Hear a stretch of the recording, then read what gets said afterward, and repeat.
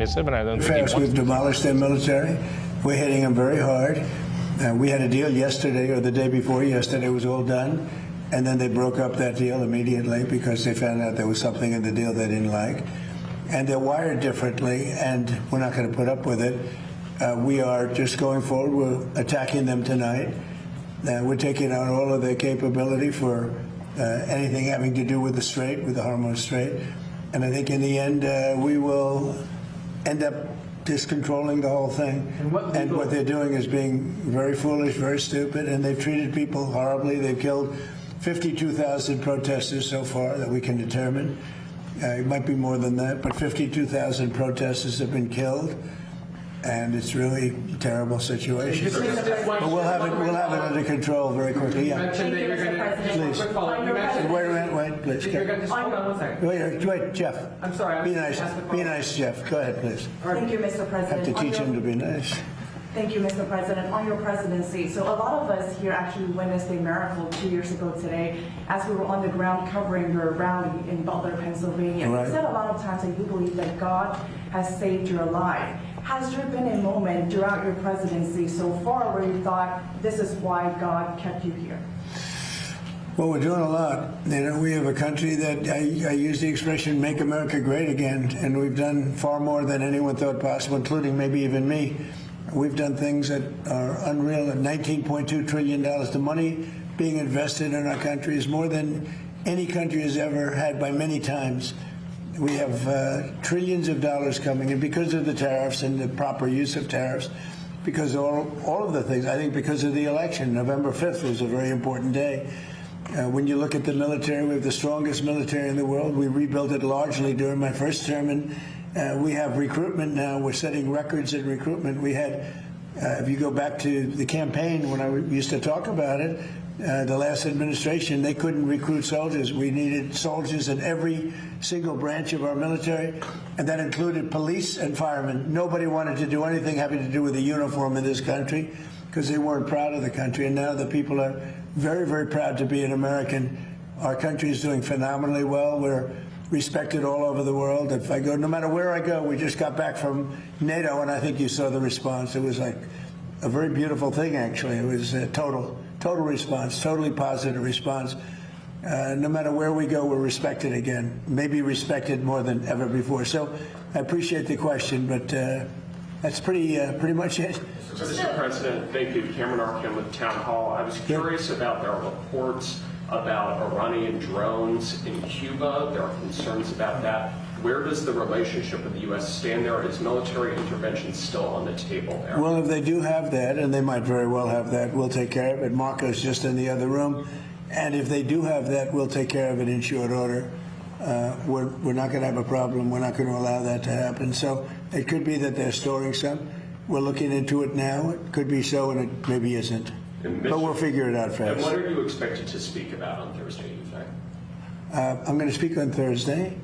We were thinking one of the nights, but this has been such a busy news day today with all that's happening. A lot of very positive things have happened, including the Indy. We're going to have an Indy race, as you know, in 41 days. And that's going to be incredible. Around the Capitol, around down Pennsylvania Avenue, it's going to be something. They have 250,000 tickets ordered. It'll be like UFC, which set every record in the book for that business, which is the business of fighting. So we have the Indy cars coming, and it's going to be great. And while we're talking, I have to pay on behalf of Mike and myself, and I think everybody's standing behind me very strongly. I want to pay my respects to Lindsay, who was our friend. He was a friend of all of us. He was a great guy. He was a great politician, actually. And it's hard to believe he's gone. Spoke to me just before he passed away, just to say hello. He got back. He felt fine. He was a little tired. And then this whole thing happened. And it's, boy, it's tough. So the flags are at half-mast until Saturday evening, which is an extended period of time, you know, generally speaking, but I think he deserves it. And he's a fantastic person. He was a fantastic man. He was actually a great politician. He got along with almost everybody. And when he didn't get along, they knew it.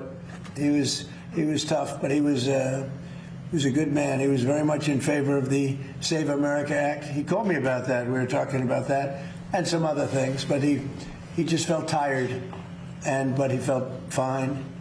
And then this horrible thing happened just a short time afterwards. So it was terrible. I just want to pay our respects. Mr. President, you mentioned that Iran has agreed to a deal and then walked away from it. Have you reached the conclusion that a negotiated settlement won't be able to happen? No, I never reached that conclusion, but we're hitting them very heavy tonight, as you know. We have tremendous amounts of ammunition. We have numbers that we haven't had in years, and we're hitting them very hard, and it'll continue, and we'll see what happens, but we're knocking out all of their offensive capability, and we're controlling the straits. We're putting the blockade back, and it's a blockade not for anybody but Iran. In other words, anybody doing business with Iran can't go through. Everyone else will be able to go through. So it's a blockade. It's a very strong blockade. The blockade was probably more effective even than hitting them, but I think the combination is the thing that really does it. But do you think a deal is still possible? Do you think they'll return to that? Yeah, I think a deal is possible. Sure, I do. But, Mr. President, you noted the United States is bombing Iran again. I mean, you've been bombing Iran for months now. Is this just the new normal for the American people? No, well, you know, we're in Vietnam for 19 years. We're here for 4 months. So I think we've done a lot. We've knocked out their Navy in a period of 1 month. We knocked out their Air Force. Their Air Force is non-existent. We knocked out most of their missiles, most of their drones. We knocked out their drone manufacturing capability, about 92%. Their missile capability for manufacturing, we knocked out 89%. And they have a little capability, but they don't have any capability for us. This is almost a military skirmish. Now, with all of that being said, you have to get people that want to make something. We had a deal with them 2 days ago, and then they said, oh, we can't make that deal. We have to negotiate it further. And this is what they've done for 47 years. The difference is nobody negotiated like I do. And this should have been done by Bush and Obama and Biden and people before them, frankly. It's 47 years they've been ripping off everybody and really hurting and killing thousands of people.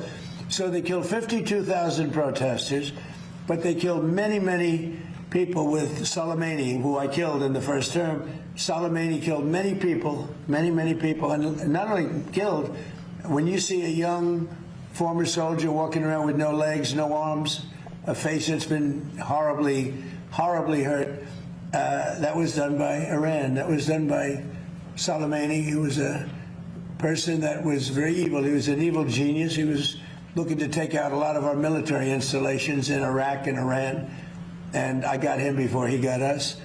So we have to do what we're doing, and the strait is open. It will be open.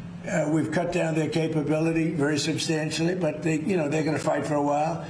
Our military has done a fantastic job, and the bottom line, though, and I say it to everybody, and I say it as much as you want to listen, Iran will not have a nuclear weapon. If we didn't bomb them with the B-2 bombers, that plane right there, if we didn't bomb them, they would have had a nuclear weapon long ago. 1 month, within 1 month from the day we bombed them, they would have had, if we didn't do it, they would have had a nuclear weapon. If they had a nuclear weapon, Israel would no longer be with us. The Middle East probably would no longer be with us, because you saw they sent missiles to 5 different countries that never even knew they were involved, because they're stone cold crazy. They are crazy, and we're not going to put it up. Yeah, I want to be reimbursed because we're protecting a very rich portion of the world. We're spending money, and so what we've done is we are going to be reimbursed for protection. We're protecting by the countries that we're helping. For instance, you look at the 5 countries. You have Saudi Arabia, you have UAE, you have Qatar, or Qatar as I always say, you have Qatar, Bahrain, and by the way, you have others. You have Kuwait, and you have others, and they will do very well. But we think it's appropriate that we don't need them. We have more oil than any other country in the world. When you add Venezuela, which has been amazing, which has tremendous amounts of oil that we control. When you add Venezuela and everything else, we have more than 50% of the world's supply. We don't need it, but we need it from the standpoint of protecting allies, et cetera, including Israel, including Saudi Arabia, including Qatar, including UAE. We're protecting all of them, and we've done a very effective job. So 4 months ago, these people had military that was very strong, by far the strongest probably in the Middle East. They were called the bully of the Middle East. Now they don't have a Navy. They have 159 ships underwater. They had a total of 159 ships. Now every one of them is underwater. They had 230 airplanes, attack planes. They're all gone. They're gone. They had tremendous radar. It's all gone. They had tremendous anti-aircraft. It's all gone. Sadly, their leadership is all gone. They had their first-tier leaders are all dead. Their second-tier leaders are all dead. Their third-tier leaders, who we're dealing with, more or less, some of them are already gone. And then you read fake news like your network, CNN, which is fake news. You read them, you have them say, well, actually, aren't they doing quite well? Let me just tell you, they have now inflation of over 300%. 4 months ago, they had inflation of 5%. Now they're at over 300, could be 350%. They made a deal, they broke it, probably 10 times. And they killed a lot of people. They killed our people. But the protesters, what they've done to the protesters, 52,000. Have you ever seen any of the burial lots where they're burying the protesters? They killed 52,000 protesters. And on my watch, they can't do any of that. So we have them in a position that they don't have any military. There's not a thing they can do about it.